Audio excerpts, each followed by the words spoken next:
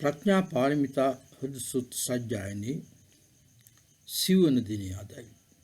අද දිනය 2021 වර්ෂයේ ජනවාරි මාස 10 වෙනිදා.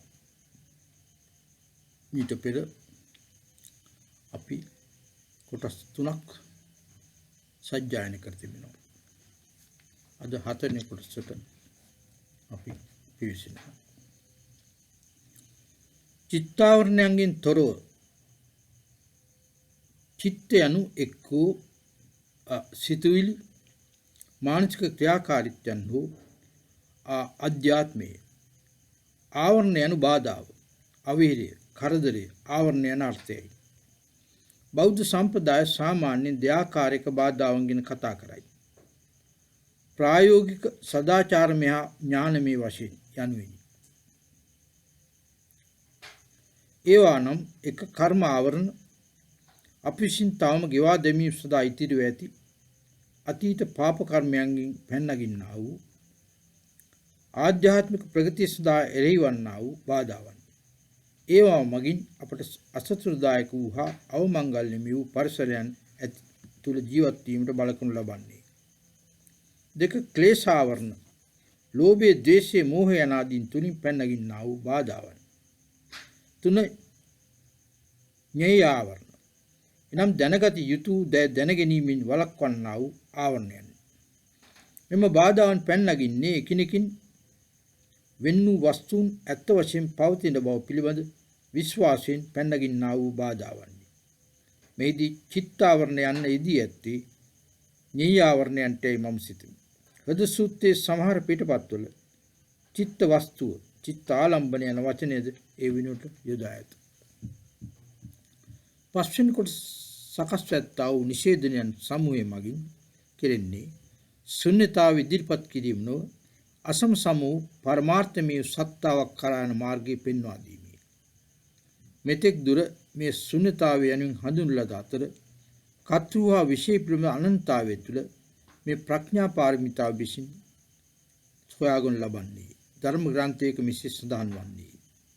ඒකී වූ ශුන්‍යතාවය තුළදී ඒ දෙක වෙන් කරගන්නේ නැත. සෑම එකක් තුළම සියලු දසදහසක් දේ අඩංගු වන්නේය. මෙම අනිර්වචන වූ ඒකත්වය ගැන කතා කර ඇති තැන්වලදී එය කර්තෘ කෙනෙකුගෙන් තොර වස්තුවක් ලෙසින් හෝ වස්තුවකින් තොර වූ කර්තෘ කෙනෙකු ලෙසින් විස්තර කොට ඇත. කර්තෘ කෙනෙකුගෙන් තොර වූ වස්තුවක් ලෙසින් ඒ දෙස බැලූ විට ඒට තතතාවයයි කියන ලැබේ. කර්තෘගේ පැත්තෙන්ද ඒ දෙස බැලූ විට ලෝකෝත්තර සත්තාව චිත්ත මාත්‍රයක් හැටියට දක්නු ලබන්නේ. මක්නිසාදත් ඒකීය වූද සරල වූද බහුත්වෙන් හා ද්විත්වෙන් තොර වූද එය වෙන් වූ වස්තුවකින් තොරවන්නේ. මෙම චිත්තය හෙවත් ආධ්‍යාත්මය අපගේ පැවැත්මේ නියම ස්වභාවයෙන් සකස් කරන්නේ. ඌහාන්සේ මෙසේ කියන විට ඊට සමාන වූ අදහසක් දැරූ බව පෙනේ. කනේ කාර්ය ඇසීමෙන් අවසන් වන්නේ. සිතේ කාර්ය අදහස් වලින් අවසන් වන්නේ. ඒත් අධ්‍යාත්මය යන සියලු දේම ඇතුළත් කරගන්නට සූදානම් සිටින්නා වූ ශුන්‍යතාවක් වන්නේ. සාමාන්‍ය මෙම පරමාර්ථමය චිත්තය අපේ උඩු සිතේ තිබෙන සිතුවිලි වලින් හෙවත් මානසික ක්‍රියාවලින් ආවරණය වී ඇත්තේ. චිත්තාවරණය යනු දේවල් වල සත්‍ය වූ ස්වභාවය අපෙන් වසන් කරමින් එය අපෙන් සංගවන්නට උත්සාහ කරන අවිද්‍යාව හෙවත් මුලාව සඳහා ඇති වෙනත් වචනයි. අවිද්‍යාව මගින් සත්තාව මතර කෘතිම නිෂ්පාදනය කළ ලද දේවල් පිළිබඳ ආවරණයක් හෙළනු ලබන්නේ. ඒ සෑම එකක් තුළම තමන් පිළිබඳ අසත්‍ය වූ අදහස යම්කිසි ආකාරයකින් අඩංගු වන්නේ. ඒවායි බහුත්වය මගින් නිර්වාණය ඇති. සාරමය වූ ඒකත්වයේ වැසී යන්නේ. අනෙක් පැත්තෙන් බලන විට ප්‍රඥාවේ කාර්යභාරය වනුයේ ධර්මයන්ගේ ස්වභාවය ආවරණය කර දමන්නා වූ මායාවේ අන්ධකාරය දුරු කර දැමීමත් ඒවා නියම වශයෙන් මොනවාද යන කාරණේ නිරාවරණය කර ගැනීමත්. අප තුළ ඇති ආධ්‍යාත්මයට සියලු බාහිර අභ්‍යන්තරික වූ වස්තුන් මනක් කල්පනය කරන ලද අසත්‍ය වූ ව්‍යාජ වූ ආධාරකයන් ආධාරකයන් යන සියලුම වස්තුන් ලෝකෝත්තර වූ ප්‍රඥාවෙන් නිදහස් ප්‍රවාහයට අවහිරයක් වන්නේ, බාධාවක් වන්නේ. අපේ ඇස් අපව අන්ධ භාවයට පත් කරන්නේ, අපේ කන් අපව බීති භාවයට පත් කරන්නේ, අපේ බුද්ධිය අපව මෝඩ බවට පත් කරන්නේ. පරම වූ චින්තනයට ඒ නැවත සොයාගන්නට අවශ්‍ය වන්නේ නම් ස්කන්ධයන්, ඉන්ද්‍රිය ශ්‍රේෂ්ඨයන් යනාදී යටතට ගැටෙන ඕනෑම දෙයක් පිළිබඳ සිතිවිලි ප්‍රථමයෙන්ම නිරුද්ධ විය යුතු වන්නේ. එම චිත්ත පෝෂණය කරනු ලබන ලෙස, එම චිත්තය පෝෂණය කරනු ලබනු ලෙස පෙනෙන හැම දෙයක්ම මගින් ඊට බාධා පමුණවන්නේ, ඒ සිර කරනු ලබන්නේ. පවිත්‍ර වූ චිත්තයේ හුදකලාවම අල්වා ගැනීමට අවශ්‍ය වන්නේ නම් කෙනෙක් චිත්තාවරණයන්ගෙන් තොර විය යුත්තේ. එවිට කිසිදු නිශ්චිත දෙයකට සම්බන්ධ නොවන්නා වූ, එවිට කිසිදු නිශ්චිත ස්ථානයක් කරා නොයන්නා වූ සිතවිල්ලක පරම වූ ආශ්චර්ය තුල කෙනෙක් විමුක්තියට පත්වන්න. චිත්තාවරණයන් නැති විටදී සියලු සිතවිලි වලින් තොර වූ තත්ත්වයට මුහුණ වී සිටින බෝසත්වයා තමා හුදකලාව සිටින බව දුටු විට ඔහු තමන් එම තත්ත්වයෙන් වෙන්කොට ගන්නාතුරු ආධාරකයන් නැතිවීම නිසා ජනිත වන ආතතියට විවෘත වන්නේ. අභිධර්ම කෝෂයෙහි මෙසේ සඳහන් ව ඇත. උසස් වූ සමාපත්තිය වන සංඥා වේදයිත සමාපත්තිය නිෂ්පාදනය කරන්නට සාමාන්‍ය පුද්ගලයාට නොහැක්කේ. මක්නිසාදයත් ඔහු උච්ඡේදයට පත්වේයයි බියට පත්වන නිසාය. ඒ ආකාරයෙන්ම ප්‍රඥා පාරමිතා සූත්‍රයන් නාස්තිකවාදී අර්ථයකින් අසත්‍යස විග්‍රහ කිරීම නිසා පැන්නැගිය හැකි කාංසා සාගත තත්ත්වය ගැන එම සූත්‍ර නිතරම සාකච්ඡා කරන දැකිය හැකිය. දැන් අංක 41 42 මේ දුෂ්කරතාවය ගැන සාකච්ඡා කරයි. මේ අනුක්‍රමික වශයෙන් විග්‍රහයන් දෙකකට පාත්‍ර කරන්නට හැකිය. 1. බෝසත්ත්වයා සහ බහුවිධ වූ සිතුවිලි වල අභාවය එකිනෙකින් වෙනස් නොවන ලෙස දුටු විට බහුවිධ වූ සිතුවිලි නොතිබුණද එහි සන්ත්‍රාසයක් හෝ වේවිලීමක් ඇත්තේ නැත. මේ தත්ත්වය අත්පත් කර ගැනීමෙන් පසු බෞද්ධය පිළිබඳ අවසානයේ ඉතිරිව ඇති කොටස් අතුරුදහම යන්නේ.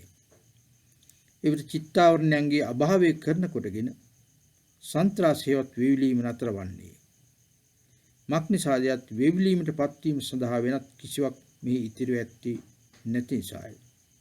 වේවිලීමට පත්වීම සඳහා වෙනත් කිසිවක් එහි ඉතිරි වන්නේ නැත. නමුත් තවදුරටත් බෙවුලමින් සිටින්නා වූ කපා දමන ලද වෙන් වූ සත්‍යයේ කාංසාව ආතතියද එහි තිබෙන්නට නොහැක්කේ. කැළඹීමට පත් කළ හැක්කා වූ මේ යන සංස්කෘත වචනය විපර්යාස නම් වන අතර ඒ බොහෝ විට පරිවර්තනය කර ඇත්තේ විපරීත දෘෂ්ටීන් වශයෙන්. මෙය එහි අර්ථයේ කෙරෙහි බලපෑමක් කරන්නේ නැත. මක්නිසාදයත් ඇති සැටියෙන් පවතින කිසි සිද්ධියකින් අප කැළඹීමට පත්වන්නේ නැති නිසා එසේ කැළඹීමට පත්වන්නේ නම් එසේ වන්නේ ඒ ගැන අප විසින් කරන වැරදි විග්‍රහය නිසාත්. එනම් ඒවා විසින් ස්වභාවයෙන්ම කරන්නට සකස් ඇති දේවල් වලට විරුද්ධ වූ දේ කරන්නට දේවල් සහ පුද්ගලයන් මෙහෙවන්නට අප උත්සාහ කරන නිසායි.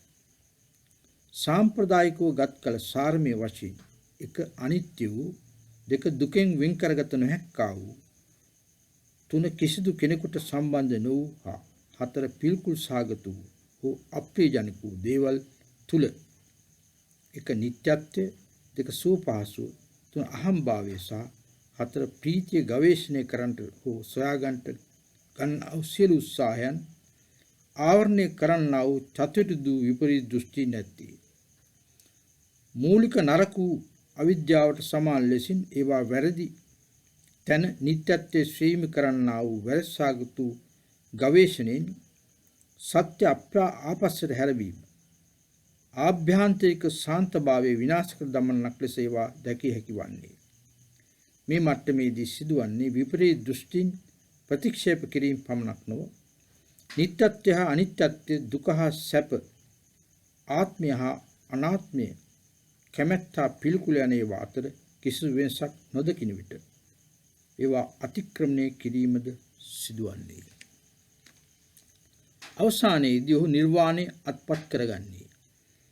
ආවරණය කිරීම යන අරුත ඇති ගුහ් යන මූලයෙන් නිර්වාණය යන වචනේ ව්‍යුත්පන්න වී ඇති බව බොහෝ බෞද්ධ කතුරුන්ගේ අදහසයි.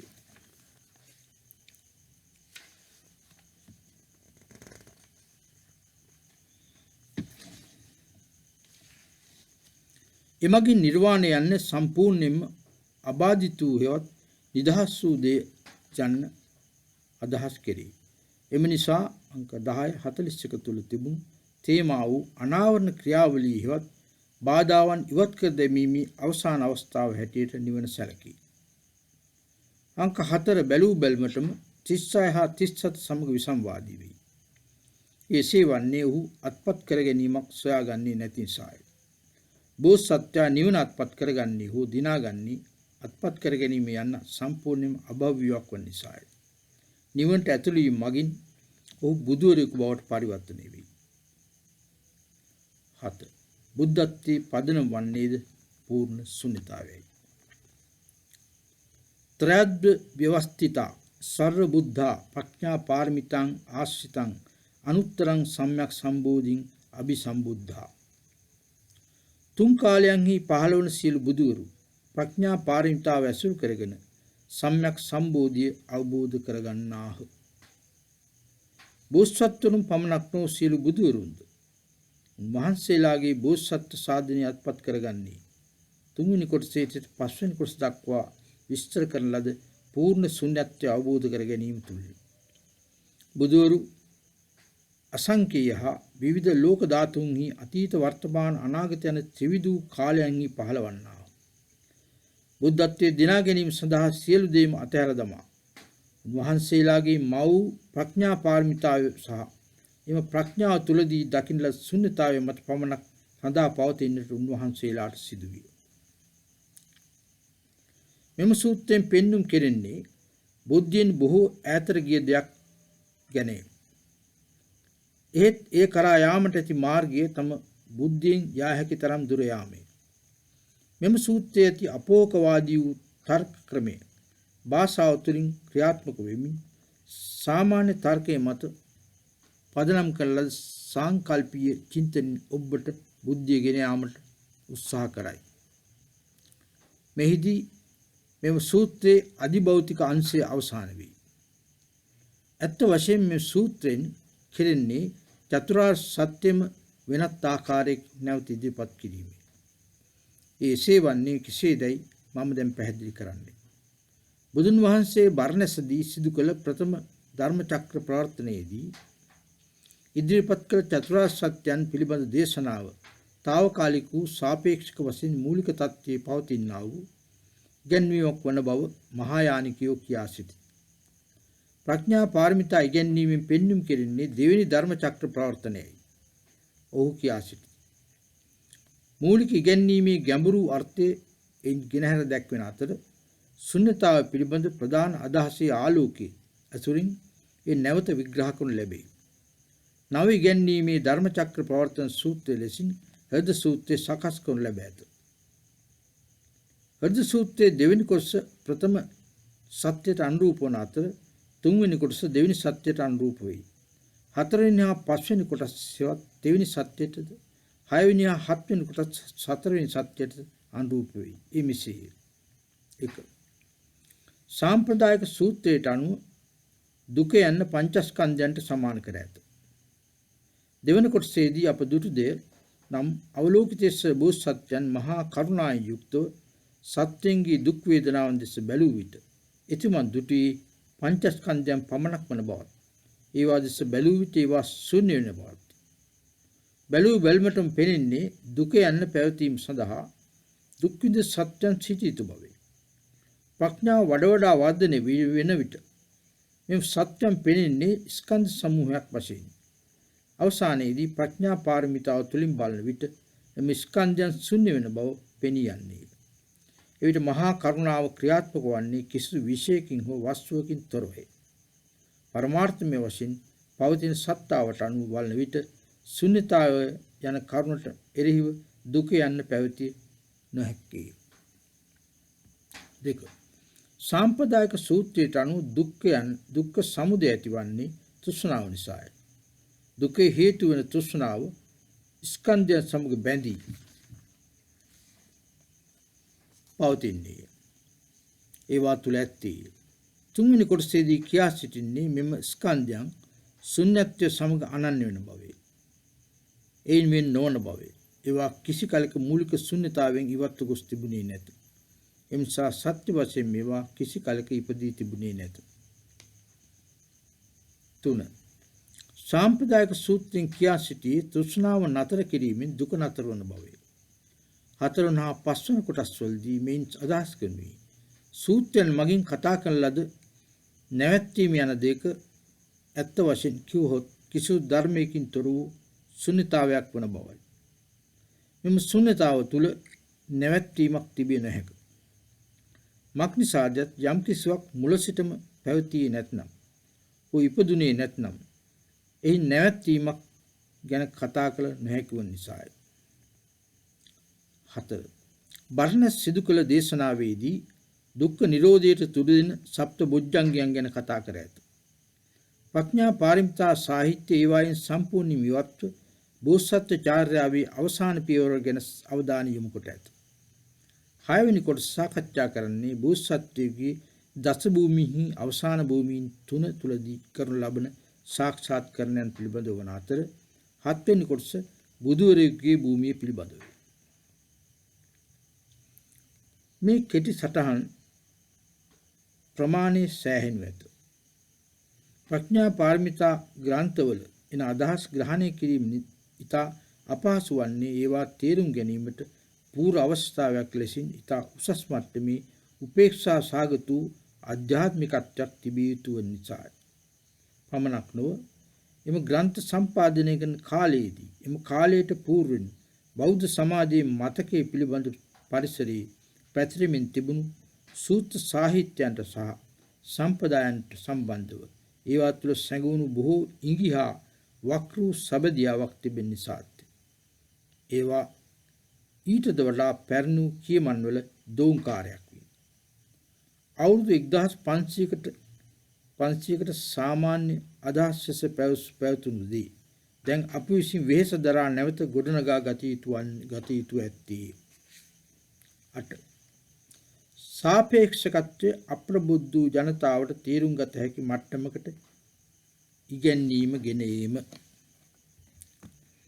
එම නිසා මෙසේ දත යුත්තේ ප්‍රඥා පාරමිතාව මහා මන්ත්‍රය වන්නේ, මහා විද්‍යා මන්ත්‍රය වන්නේ, අනුත්තර වූ මන්ත්‍රය වන්නේ, අසම්සම වූ මන්ත්‍රය වන්නේ, සියලු දුක් උපසමනය කරන්නේ, සත්‍ය වන්නේ මක්නිසාදයත් මේ මිත්‍යාවක් විය නොහැකි වන හේයින්.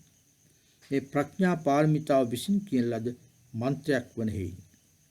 ගතේ ගතේ පාරගතේ පාර සංගතේ බෝධි ස්වාහා. ප්‍රඥා පාරමිතා හද සූත්‍රයේ මෙතකින් සමාප්ත වන්නේ.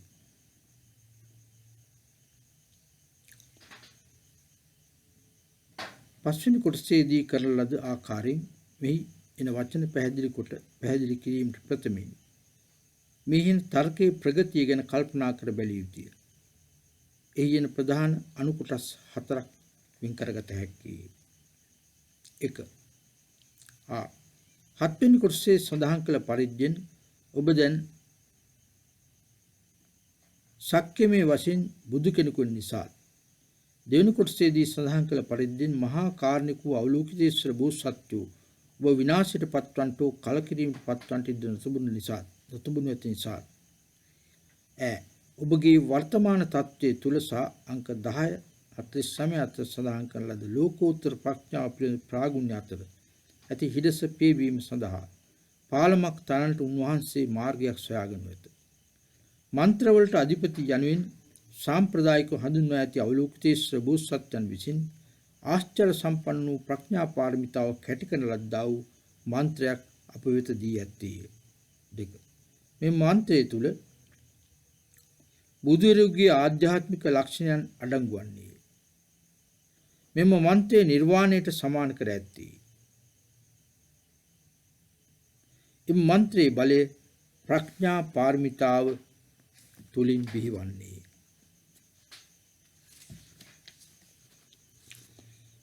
තුන ඒ එක්කෝ ඔබ තුල අන්තර්ලීනව පවත්නා වූ එතක දුවත් ගතේ යන ස්ත්‍රී ලිංගික ආලපන විභක්ති ආකාරයෙන් ඔබට පරිබාහිර වූ ශක්තියක් වශයෙන් ලෝකෝත්තර ප්‍රඥාව සමග ඔබට අනන්‍යවට උපකාර කරන්නේ. නැතොත් ශුන්‍යතාව කරා ළඟාවීම සඳහා ඔබ විසින් ගත යුතු පියවරවල් පෙන්වීම මගින් ඔබේ වර්තමාන තත්ත්වයට සාපේක්ෂව ශුන්‍යතාවයේ නිර්වචනය කරන්නට උපකාර කරන්නේ. මෙහිදී ගතේ යන පුරුෂෝ ස්ත්‍රී ලිංගික ආලේපන විභක්තියෙන් යෙදී ඇත. 4. මේ මන්ත්‍රය තුළ ලෝකෝත්තර ප්‍රඥාවේ හෘද වස්තුව අඩංගු වන්නේ. මන්ත්‍රයක් යන පවිත්‍ර වූ ශුන්‍යතාවයට වඩා ග්‍රහණය කළ හැකි දෙයක් වන්නේ. එමෙන්ම උසස් වූ බුද්ධත්වයේ පිළිබඳ තුෂ්ණීම් භාවයට වඩා ප්‍රකාශනශීලී වන්නේ. වෙනත් සන්දර්භයකදී ප්‍රඥා පාරමිතාව ග්‍රන්ථයක්, දේවතාවියක්, ප්‍රතිමාවක් වූ ආධ්‍යාත්මික අංග සම්පූර්ණත්වයක් වන අතර මෙහිදී ඉදිරිපත් ඇත්තේ මන්ත්‍රයක් ලෙසින්.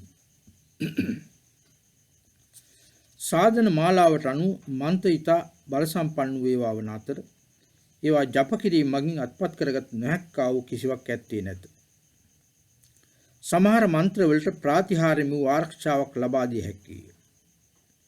හියුම්සාන් චීනයේ ගෝබී කාන්තාරයේ ගමන් කරමින් සිට අතරේදී මුහුණ දෙන්න සිදු යක්ෂයන්ගෙන් හා අද්භූත අවතාරයන්ගෙන් ආරක්ෂා වීම පිණිස උන්වහන්සේ හෘද සූත්‍රයේ මන්ත්‍රයක් වශයෙන් භාවිතා කළ බව සඳහන්.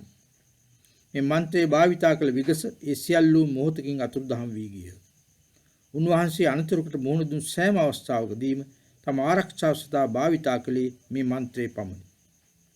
සාමාන්‍යයෙන් පෞද්ගලික ආරක්ෂාව සඳහා යොදා ගන්නා මන්ත්‍ර බොහෝ ඇත. ඒත් මෙම හෘද මන්ත්‍රයේ විශේෂ බලය වන්නේ ඒ මගින් බුද්ධත්වයේ සඳහා මනස විවෘත කිරීමයි. මන්ත්‍රයක් බල සම්පන්න වන්නේ ඒ තුල ආධ්‍යාත්මික මූල ධර්මයන් අඩංගු වන නිසායි. මන්ත්‍රයක් බල සම්පන්න වන්නේ ඒ තුල ආධ්‍යාත්මික මූල ධර්මයක් අඩංගු වන නිසායි. මේ මන්ත්‍රයේ මගින් ඒ භාවිතා කරන තැනැත්තා හා ප්‍රඥා පාරමිතාව අතර සම්බන්ධයක් ඇති කරනු ලබන්නේ. මේ මන්ත්‍රය තුල ලෝකෝත්තර ප්‍රඥාව ඇත්තේ. සිහියෙන් යුක්තව ඒ නැවත නැවත ජප කිරීමෙන් එම ප්‍රඥාව අවබෝධ කර ගන්නට හැකි වන්නේ. මන්ත්‍ර ශාස්ත්‍රයට අනුව මන්ත්‍ර ගායනා කළ යුත්තේ, සජ්ජායනා කළ යුත්තේ, කියවිය යුත්තේ, ජප කළ යුත්තේ, නැතොත් මැතිරිය යුත්තේ. ඊට පරීක්ෂාකාරී වේවායේ ඇති අකුරු නිවැරදි යන්දමින් උච්චාරණය කළ යුත්තේ. ඒ භාවිතා කළ හැකි තවත් ආකාරයක් නම් පෙති 8කින් යුත් නෙළුම් මලක් මත එහි අකුරු ලියා ඒද සාවධානව බලා සිටීම. කොයි ආකාරයෙන් කළද මන්ත්‍රය නිරන්තරයෙන්ම සිත් තබාගත යුතු වන්නේ. යෝග සූත්‍ර වලට අනුව නිරන්තරයෙන් මැතිරීම මගින් අපේක්ෂිත වූ දේවතාවා සමග සම්බන්ධතාවයක් ඇතිවන්නේ. හෘද මන්ත්‍රය යන ප්‍රඥා පාරමිතාවට ආරාධනා කිරීමක් වන්නේ. අනිකුත් සියලු ආරක්ෂක මන්ත්‍ර මගින් යම්කිසි සුවිශේෂ දුකක් හෝ කරදරයක් ඉවත් වන අතර මෙම මන්ත්‍රයේ විශේෂ ලක්ෂණය වන්නේ ඒ මගින් සියලු දුක් කරදර බාධාන් ඉවත් යාමයි. මක්නිසාදයක් ඒ ලෝකෝත්තර වූ මන්ත්‍රයක් වන නිසාය. ඒ නිවනට සම්බන්ධ වන නිසා ඒ මගින් නිවන මෙන් සියලු දුක් කරදර වලින් ඉවත් වන්නට හැකිවන්නේ. සත්‍ය වශයෙන් මේ කියා ඇත්තේ එය සත්‍ය වශයෙන්ම සියලු දුක් කරදර දුක් ඉවත් කර දමන නිසාය. මක්නිසාදයක් ඒ සියලු වරදින් නිදහස් වන නිසාය. අනෙක් අතට මේ මන්ත්‍රය සත්‍ය වන්නේ යන්න අර්ථද මෙහිදී ගත හැකි වන්නේ. සත්‍ය යන්නේ නිර්වාණය වන්නේ. සම්ප්‍රදායට අනුව මන්ත්‍රය යන උසස් වූ සත්‍යයන් විසින් අපට පිරිනමන ත්‍යාගයන් වන්නේ. ඔවුන්ගේ සාරමය ස්වභාවයේ යම්කිසි කොටසක් ඒ තුලින් අපට පිරිනමන්නා. මේ මන්ත්‍රයේ ප්‍රඥා පාරමිතා ග්‍රන්ථයන් මගින් ප්‍රකාශ කරන ලද්දක් යන අදහස් මෙහිදී ගත නොහැකිය. මක්නිසාදයක් වෙනත් කිසිදු ප්‍රඥා පාරමිතා සූත්‍රයක මේ දක්නට නොලැබෙන හේයින්. ගතේ යනු යන ලද්දේ යන අදහසයි. පාරගතිය යනු පරතෙට ගිය යන අදහසයි. පාරසංගතිය යනු සම්පූර්ණයෙන්ම පරතෙට ගිය යන අර්ථයයි. බෝධි යනු බුද්ධත්වයයි. ස්වාහා යනු යහපතක්ම වේවා යන අර්ථයයි. තාන්ත්‍රික සම්ප්‍රදාය තුළ ස්වාහා යන්න යොදා ඇත්තේ ස්ත්‍රී දේවතාවියන්ට ආමන්ත්‍රණය කරන මන්ත්‍ර තුළ පමණයි. මෙතනින් අටුවාව සංස්කෘත පෙළ සහිත ප්‍රඥා පාරමිතා හෘද සූත්‍රයේ සිංහල පරිවර්තනයේ සජ්ජායනය අවසන් කරමි. මේ කෘතියක් ලෙස මෙලෙස සිංහල පාඨකයන්ට ඉදිරිපත් කිරීමේදී පෙරදාන සරසවි දර්ශනාංශයේ අධිපතිදරු ගුණපාල දර්ශනි මහතා බහු ජනතාව තුළ මෙම ප්‍රඥා පාරමිතා හෘද සූත්‍රය සාමූහික සජ්ජායනය වෙතයි කල්පනා නොකරන්නට ඇති. මේ එක්තරා ආකාරයකට බහුසුත භාවයෙන් යුතුව මේ හරේ විනිවිද දැකීමට ශ්‍රමය වෙහෙසවන විශ්වවිද්‍යාල ශිෂ්‍යයන්ට සහ ප්‍රඥාවන්තයින්ට ගෝචර වන පොතක්ස්ලේ මහට පෙනී යනවා. නමුත් මෙම සූත්‍ර සජ්ජායනය භාවනා යෝගීන් අතට ගෙනීමේ අදියරක් 2016 වසරේ සිදු වුණා. ඒ සිදු වුණේ දලයි ලාමා තුමාගේ සෝපාලාමා තුමාගේ සිසුවෙකු ලාංකික කාන්තාවක් වන පසු පැවිදි ජීවිතය පිවිසි ටෙන්සිල් ලග්රාම් මෙහෙණින් වහන්සේ ශ්‍රී ලංකාවට පැමිණීමත් සමග ඇය යෝජනා කර සිටියා මේ ප්‍රඥා පාරමිතා හෘද සූත්‍රය සාමූහිකව අප විසින් සජ්ජායනය කළ යුතු බව. ඒ අනුව ඇය මේ සූත්‍රය වෙනම පිටපතක් වශයෙන් සකසා පළමුව මගේ විවේකාශ්‍රමයේ මගේ ශිෂ්‍යයන් සමග සජ්ජායනය කළා. දැන් එම ප්‍රඥා පාරමිතා සූත්‍ර පිටපත වෙනම පිටපතක් ලෙස ඇය විසින් මුද්‍රණය කරවා නොමිලේ බෙදා හැර තිබෙනවා. අප පස්වෙනි දිනේ වශයෙන් එම සූත්‍රය සත්වාරයක් සජ්ජායනය කිරීමට බලාපොරොත්තු වෙනවා. අද මෙම සූත්‍ර සජ්ජායනය මෙතන නිම කරමු. ගති පාරගති පාරසංගති ස්වාහා